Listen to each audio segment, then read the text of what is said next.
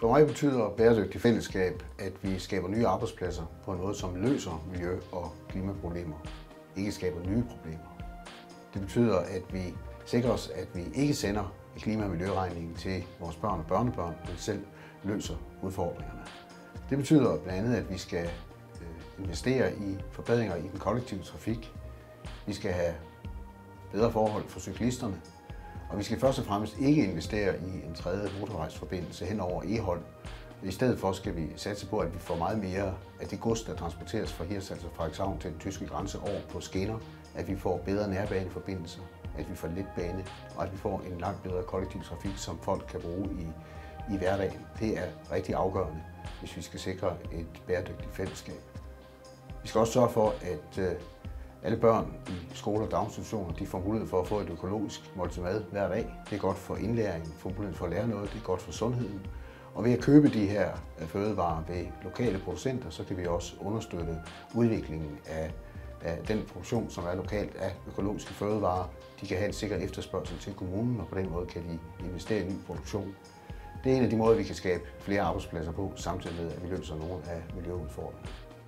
For mig betyder bæredygtigt fællesskab, at vi finder fælles løsninger på fælles problemer. Kigger vi på arbejdsløsheden i Aalborg Kommune, kan vi se, at Aalborg har landets 4. største ungdomsarbejdsløshed. Det viser, at den politik, som byrådet har ført gennem mange år, som går ud på at gøre det så surt som muligt at være ung arbejdsløs, ikke har virket.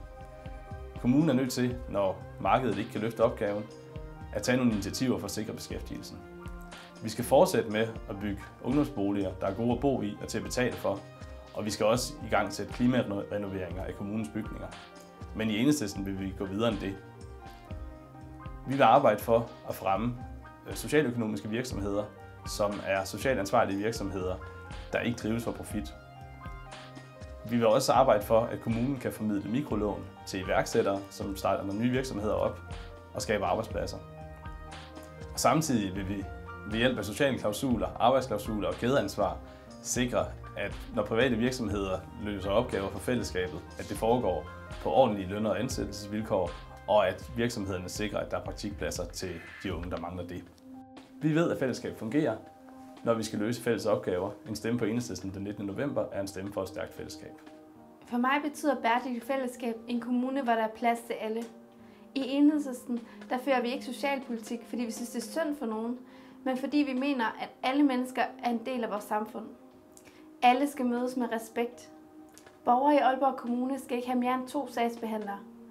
Og der skal også sættes en grænse for, hvor mange sager en sagsbehandler må have. Det er kommunens opgave at sørge for, at ældre, handicappede og socialt udsatte lever et godt liv på deres egne præmisser. Også selvom at det ikke nødvendigvis er det liv, som flertallet ønsker at leve. Etniske minoriteter, ligesom alle andre, skal have ordentlige levevilkår. Ingen skal diskrimineres, og alle skal have lige rettigheder.